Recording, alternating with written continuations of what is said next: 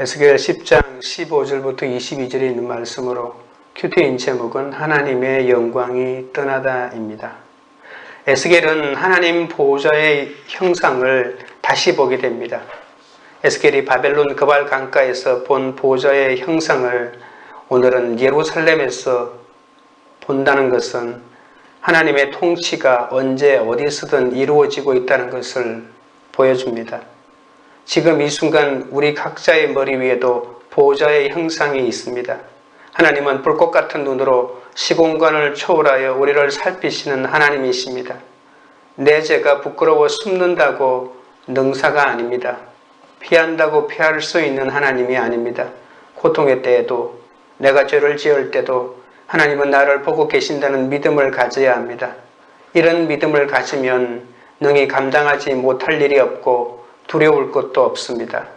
그룹들이 서 있는 바퀴들 사이에 있는 숯불을 가져다가 예루살렘 위에 뿌리라고 하십니다. 이것은 심판을 말하는 거죠. 그러나 심판을 하면서도 정결케 하는 역사를 함께 베풀고 계십니다. 이사야 6장에서 스랍이 숯불을 가져다 이사야의 입술을 정결케 하는 것처럼 하나님은 지금 심판의 한가운데서도 정결하게 하십니다. 심판의 목적은 정결입니다. 하나님의 심판은 심판으로 끝나지 않고 회복을 목표로 하고 있습니다. 우리에게 일어나는 사건도 마찬가지입니다. 그러나 너무나 안타까운 것은 여호와의 영광이 성전 문지방을 떠나 그룹 위에 머물다가 동문으로 나가고 있다는 사실입니다. 심판이 정결케 하는 역사가 되고 상처가 별이 되기 위해서는 자기 죄를 볼 수 있어야 하는데 성령의 도움 없이 하나님의 영광의 도움 없이 누가 자기 죄를 볼 수 있을까요? 이제 이스라엘의 운명은 어떻게 될까요? 첫째로 단합된 행동에 대해서 살펴봅니다. 15절 16절입니다. 그룹들이 올라가니 그들은 내가 그발 강가에서 보던 생물이라.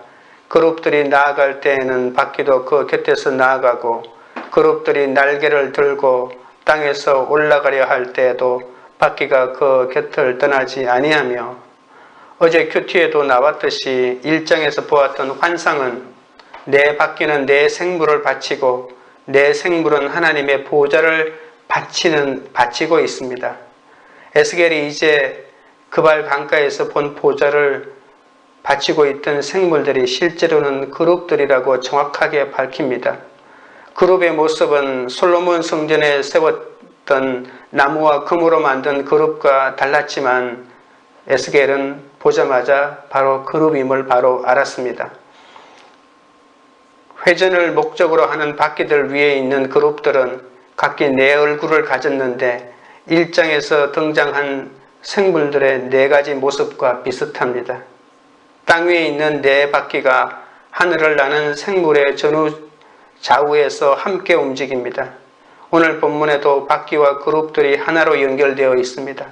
그들은 옆에 있는 네 바퀴는 사방으로 다니며 어느 방향으로든 쉽게 움직일 수 있는 것이 특징입니다. 그것도 자세를 털지 않고도 자유롭게 갈 수 있습니다. 그룹의 이동수단이 되는 바퀴는 황옥처럼 빛나지만 철저히 그룹들의 움직임을 따라 움직이게 됩니다.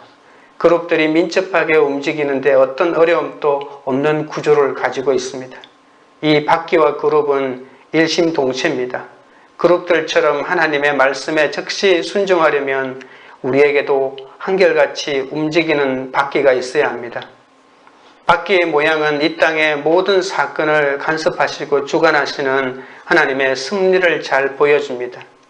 바퀴의 일치된 움직임은 단합된 순종의 모습을 보여줍니다. 또한 바퀴 안에 바퀴가 있어 돌거나 방향을 바꾸지 않아도 어디든지 갈 수 있는 것이죠. 다른 생각이 있을 수 없고 다른 순종이 있을 수 없습니다.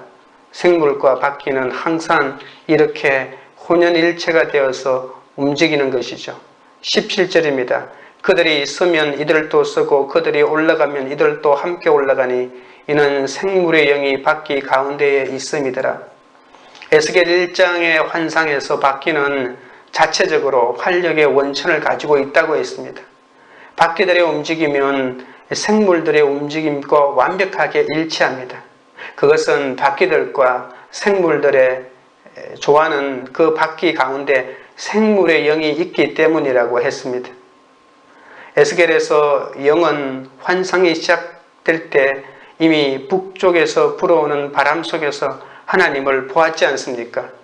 그리고 환상이 끝날 때 기진맥진한 에스겔에게 들어와 새 힘을 주는 것이 바로 영이고, 그리고 그 영은 지금 에스겔을 예루살렘까지 데리고 와서 예루살렘에서 그발 강가에서 보던 그 하나님의 보좌의 환상을 그대로 보게 하시는 거죠. 에스겔의 사역에서 이 영은 큰 역할을 감당한다고 했습니다. 이 영은 생명과 힘을 주는 하나님의 능력입니다. 생물의 영이 그 바퀴들 가운데 있다는 것은 천상병거의 이동 여부와 방향을 결정하는 모든 것이 이 살아있는 영이 주관한다는 뜻이죠. 생물의 영이 바퀴 가운데 있다는 것은 그룹들이 그 영을 매개로 바퀴를 조종하고 있다는 것입니다. 바퀴는 자기 생각대로 움직이는 것이 아니라 그 바퀴 안에 있는 이 영의 움직임대로 철저하게 순종하고 움직인다는 거죠. 지시를 내리는 사람이 있고 지시를 따르는 사람이 있는 거죠. 바퀴는 자기 생각으로 사는 존재들이 아닙니다. 우리는 다 같이 주님의 제자로서 주님께서 주시는 비전과 명령대로 움직이는 것이 바로 이 바퀴의 숙명과 비슷하다고 볼 수 있습니다. 이 영이야말로 바퀴들을 그룹들의 움직임에 따를 수 있도록 하는 원동력이 되는 거죠. 우리 속에 내주하시는 성령의 은혜가 없이는 우리는 절대로 하나님의 제자로서의 삶을 살 수가 없는 것이죠. 하나님의 영이 움직이면 하늘의 천사들도 함께 땅 위의 바퀴들도 곁에서 따라가게 되어 있습니다. 그렇기 때문에 하나님의 뜻을 막을 자가 없습니다. 성도는 뜻이 하늘에서 이루어진 것 같이 땅에서도 이루어지기를 기도할 뿐만이 아니라 그러한 삶을 목표로 살아가고 있는 존재가 아닙니까? 하나님의 뜻을 거슬러 내 뜻대로 살고자 하는 죄를 회개하고 우리의 삶 속에 말씀을 두어 성령이 멈추면 나도 멈추고 성령이 가시면 나도 가는 그런 삶을 결단해야 합니다. 바퀴 안에 있는 생물의 영이 모든 것을 주관하고 그 영에 따라 생물과 바퀴가 움직이는 이것이야말로 하나님의 뜻을 이루는 가장 중요한 요소입니다. 우리도 내 안에 계시는 성령께 순종하여 믿음의 공동체와 함께 걸어가야 합니다. 하나님의 뜻에 따라 쓰고 하나님의 뜻에 따라 가는 우리의 삶의 결단이 신앙의 열매를 맺고 구원에 이르게 합니다. 나로 인해서 우리 가정에 예수 믿기가 시작됐다면 나한테 힘든 일이 많을수록 순종의 훈련을 잘할 수 있는 본보기가 됩니다. 나에게는 왜 이렇게 적이 많아? 이렇게 말할 것이 아니라 하나님께서는 나를 철저한 순종을 이끌기 위해서 순종할 수밖에 없는 환경과 사람을 허락하시는 것이죠. 나는 예수를 믿었기 때문에 안 믿는 부모님을, 배우자를 이렇게 섬긴다는 것을 보여줄 수가 있습니다. 그것이 바로 복음을 전하는 것이고 하나님이 살아계시다는 것을 나타내는 것인데 그냥 나는 재수없게 잘못된 사람을 만나서 이렇게 산다고만 생각하는 것이죠. 자녀가 나중에 힘든 사람을 만나거나 어려움을 만나도 권위에 대한 올바른 자세를 저절로 나를 통해서 배운다면 그 어려움들도 잘 극복하게 될 것입니다. 인간적으로 힘든 일이 반드시 있지 왜 없겠습니까? 이럴 때 어머니 아버지가 이렇게 하더라를 기억하면서 자연스럽게 순종의 훈련을 해나가는 것입니다. 적용 질문 드립니다. 내 안에 계시는 성령님의 인도하심에 순종하고 있습니까? 세상이 아닌 믿음의 공동체와 함께 발맞추어 걸어가고 있습니까? 둘째는 성전을 떠나심입니다. 18절, 19절입니다. 여호와의 영광이 성전 문지방을 떠나서 그룹들을 위에 머무르니 그룹들이 날개를 들고 내 눈앞에 땅에서 올라가는데 그들이 나갈 때에 바퀴도 그 곁에서 함께 가더라. 그들이 여호와의 전으로 들어가는 동문에 머물고 이스라엘 하나님의 영광이 그 위에 덮였더라. 에스겔은 하나님의 마음으로 백성의 패역에 분노하고 또한 선지자로서 백성의 죄악을 보면서 그들에게 여호와의 말씀을 선포해야 했습니다.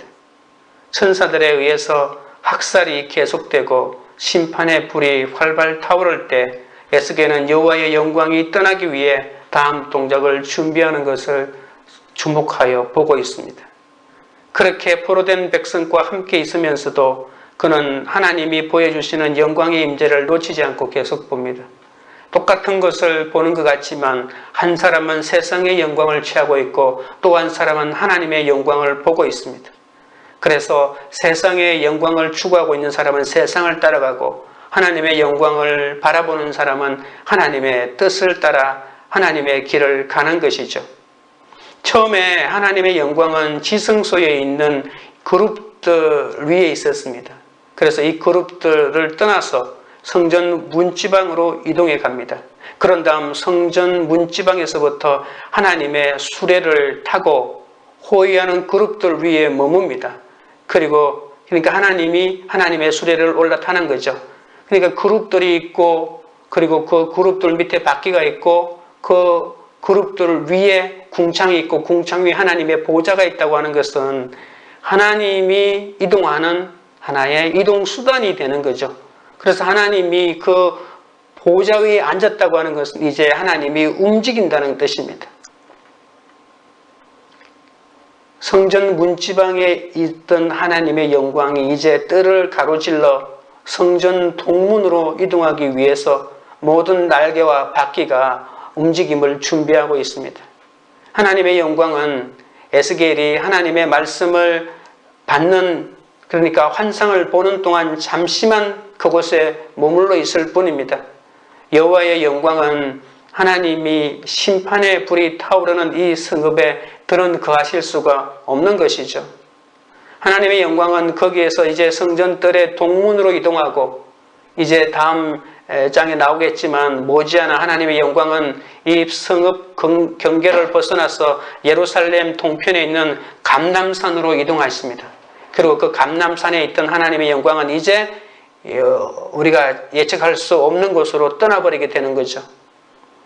하나님은 그 성읍의 참 보호자이십니다. 이제 하나님의 도움에서 끊어져 이제 하나님의 심판의 도끼가 떨어지기만을 기다리는 운명이 되고 맙니다. 당연히 성전 안에 있어야 할 하나님의 영광이 성전 문지방을 떠나서 그룹들 위에 머물다가 그룹들과 함께 성전뜰의 동문까지 나가게 됩니다. 더는 성전이 여호와의 영광을 담을 수 없는 우상들의 젖으로 전략했기 때문입니다. 우리 몸은 하나님의 성전이라고 고린도전서 3장 16절에 말하고 있습니다. 내가 아무리 죄를 지어도 하나님이 내 안에 있다라고 이렇게 믿는 것은 착각이고 그것은 내가 믿고 있는 우상이지 참 하나님은 아닙니다. 하나님은 우리가 거룩하지 못한 상태에 계속 머물러 있는데도 불구하고 계속 그 가운데 있어서 우리가 원하는 것을 해주는 그런 신이 아닙니다. 공동체도 성령이 임하시는 거룩한 처소입니다. 공동체가 죄를 짓고 있다면 그 공동체에 이미 하나님이 떠난 지 오래입니다. 성전인 나 자신과 공동체를 더럽히면 거룩하신 하나님은 절대로 떠나실 수밖에 없다는 것을 알아야 합니다. 사람은 죄의 덩어리이기 때문에 죄를 지으려고 결심할 필요조차 없습니다. 내 힘으로 내 능력으로 내 꾀로 이 세상에서 헛사와 간사함을 경영해왔던 나 자신이 하나님 자리에 앉아 우상 노릇을 해온 죄인 중에 괴수임을 깨달아야 합니다. 가장 확실한 지식은 내가 약하다는 것, 그리고 내가 아무것도 할 수 없다는 것을 확실하게 아는 것입니다. 내가 약하니까 나를 믿지 않게 되고 하나님께로 신뢰가 옮겨지는 것입니다. 내가 비천함을 자각해야 만세의 복을 누릴 수 있습니다. 내가 약할 때 강함이라고 하는 것도 바로 이런 뜻이죠. 적용 질문 드리겠습니다. 하나님을 떠나시게 할 수밖에 없는 내 안에 더러운 우상과 죄는 무엇입니까? 셋째로 그발 강가의 생물에 대한 것입니다. 20절, 21절입니다. 그것은 내가 그발 강가에서 보던 이스라엘의 하나님 아래에 있던 생물이라. 그들이 그룹인 줄을 내가 아니라. 아니라 각기 네 얼굴과 네 날개가 있으며 날개 밑에는 사람의 손 형상이 있으니 하나님은 에스겔에게 그가 앞서 그발 강가에서 본 생물을 다시 보여주시죠. 하나님이 역사를 주관하시고자 이 그룹들을 데리고 분주히 일하시는 모습을 다시 한번 보여주십니다. 그발 강가에서 나타나셨다가 또한 예루살렘에 나타나시고 온 세상에 안 다니는 곳이 없으면서 이 세상을 주관하고 계십니다. 덮개 밑에 생물들의 날개가 서로 맞닿아 있다고 했습니다. 각자 네 얼굴을 지닌 생물들은 각각 네 날개를 지녔고 생물들의 두 날개 끝은 서로 옆에 서 있는 생물의 날개들과 다 있다고 1장에서 말했죠. 이사야가 본 서랍들은 각자 6날개를 지녔는데 두 날개로는 자기 얼굴을 가렸다고 했습니다. 에스겔이 본 그룹들은 날개를 4개씩 가지고 있는데 서랍들처럼 날개로 자기 얼굴을 가리지는 않습니다. 에스겔이 본 그룹들은 하나님의 보좌가 있는 궁창을 떠받들고 있기 때문에 하나님의 얼굴을 직접 볼 가능성이 없기 때문에 얼굴을 가린다는 표현을 하지 않는 것이죠. 생물들이 각자 지닌 4날개 중 2개는 그룹들의 연합을 위해서 사용하고 나머지 2은 자기 몸을 가리는데 부끄러운 일을 가리는데 사용한다고 볼 수가 있습니다. 이러한 천사들의 모습은 우리의 신앙이 공동체와 연합하는 것이 얼마나 중요하고 그리고 자기 죄를 보는 것이 얼마나 중요한지 공동체와 연합하고 또 나 자신과 하나님과 1:1 관계에서 내 영성을 지키는 이 2가지 일이 균형을 이루는 것이 중요하다는 것을 보여줍니다. 그 생물은 4날개를 가지고 있고 곧게 움직인다고 합니다. 그 날개 밑에는 사람의 손 같은 것이 있어 하나님의 통제를 따라 지혜롭고 능동적으로 봉사한다고 볼 수가 있습니다. 천사를 상징하는 그룹들은 날개로 사역을 하는데 그 날개 밑에 손이 있다는 것입니다. 이 손은 하나님의 명령대로 움직이는 일하는 손입니다. 이 생물이 하나님의 명령에 따라 조심스럽고 세심하게 하나님이 맡겨주신 사역을 감당하고 있음을 나타내죠. 보이지 않는 듯 하면서도 가장 중요한 사역의 현장마다 나타나는 그 일하는 손이 하나님의 일을 감당하고 있습니다. 하나님은 모두에게 손을 주셨습니다. 우리는 너나 할 것 없이 하나님의 일을 감당해야 합니다. 각자의 삶의 현장에서 하나님이 주신 일을 완수하기 위해 부지런히 이 손을 움직여야 합니다. 그것이 바로 하나님의 일입니다. 내 삶 속에서 내가 먹고 잘 살기 위해서만 그 손을 움직이지 하나님의 공동체를 돌보고 그리고 신앙이 무너지고 환난당하고 빚지고 원통한 자들을 찾아 돌보지 않는다면 하나님이 주신 손은 결국 아무런 일을 하지 않는 것이 될 것입니다. 이처럼 성도는 하나님의 말씀에 순종하여 손으로 봉사하고 그리고 날마다 적용하면서 하나님의 일을 이루어가야 합니다. 22절입니다. 그 얼굴의 형상은 내가 그발 강가에서 보던 얼굴이며 그 모양과 그 몸도 그러하며 각기 곧게 앞으로 가더라. 그룹들은 각기 4면의 얼굴이 있다고 했습니다. 4가지 얼굴은 수수께끼 같지만 모두 상징적인 의미가 있다고 어제도 살펴보았죠. 그룹의 얼굴은 1장에서 소의 얼굴이 없어지고 새롭게 나타난 그룹들의 얼굴을 추구하고 있습니다. 하나님의 말씀에 온전히 순종하는 자세를 보여줍니다. 사람이 피조물 가운데 어떠이며 뛰어난 지식을 가지고 있는 것처럼 그룹들도 뛰어난 지능을 가지고 있다고 했습니다. 사자의 얼굴을 가졌다고 하는 것은 사자는 동물의 우두머리인데 그 동물의 왕이 가지고 있는 근위와 용기를 가진 것처럼 그룹들도 근위와 용기로 충만했다는 것을 말합니다. 독수리의 얼굴은 그룹들도 독수리처럼 어디에도 얽매이지 않으며 자유롭고 날렵하게 하나님의 일을 수행하기 위해서 움직인다는 뜻입니다. 에스겔이 본 그룹들은 이처럼 모든 방면에서 완벽함을 갖춘 존재들이죠. 우리가 모든 방면의 완벽함을 가지고 무엇을 해야 할지 우리가 계속해서 질문을 던지고 있지 않겠습니까? 하나님이 우리에게 달란트를 주시고 하나님이 우리에게 재능을 주시고 하나님이 우리에게 완전한 것들을 허락하셨다면 그것으로 무엇을 해야 하겠습니까? 복음으로 도시를 변화시키고 열방의 복음을 전하여 주님의 구원을 나타내고 이 땅에 하나님의 나라를 세워가야 되지 않겠습니까? 본문에서도 각기 곧게 앞으로 가더라고 하십니다. 여러분은 하나님 나라의 일꾼이 되기로 결단하셨습니까? 그렇다면 지체들과 함께 한 몸이 되어 일사불란하게 사명을 감당해야 합니다. 앞뒤 좌우로 몸을 돌리지 말고 오직 그 머리 향한 곳으로만 나아가는 내 바퀴처럼 우리도 우리의 머리 대신 예수 그리스도가 향하는 곳으로 나아가야 합니다. 우리는 복음을 전하기 위해 그룹의 순종과 사람의 지혜와 사자의 용기와 독수리의 민첩함을 갖추어야 합니다. 이렇게 하나님이 천사를 부르셔서 그분의 사역을 수행하게 하시는 것처럼 지금도 하나님은 나를 부르시고 우리 공동체를 부르셔서 맡겨진 사명을 감당하게 하신다는 것을 깨달아야 합니다. 성도의 삶은 모든 것이 연결되어 있습니다. 그래서 서로가 서로에게 영향을 주고받습니다. 하나님과의 관계가 어떠한지에 따라서 부부관계가 결정되고 부모자식 관계가 결정됩니다. 내 권위가 아닌 하나님의 권위, 하나님의 말씀으로 순종의 훈련을 나도 하고 남도 시켜야 합니다. 100배, 60배, 30배의 결실을 맺는 좋은 땅은 높은 곳에 있는 땅이 아니라 낮고 낮은 땅입니다. 낮은 곳으로 내려갈수록 이렇게 수많은 열매를 맺을 수 있는 땅이 된다는 것을 왜 모를까요? 어디에서도 받아줄 곳 없는 사람들이 깃드는 곳, 그들을 품는 사람이 결실을 맺는 좋은 땅입니다. 환난당하고 빚지고 원통한 사람들이 찾아갈 수 있는 땅, 그 땅이 좋은 땅입니다. 아무리 감사할 수 없는 환경과 사람이 내 가정에 있어도 하나님은 그를 통해 나를 좋은 땅 되게 하십니다. 환난을 극복하지 않고 좋은 땅이 어디 있습니까?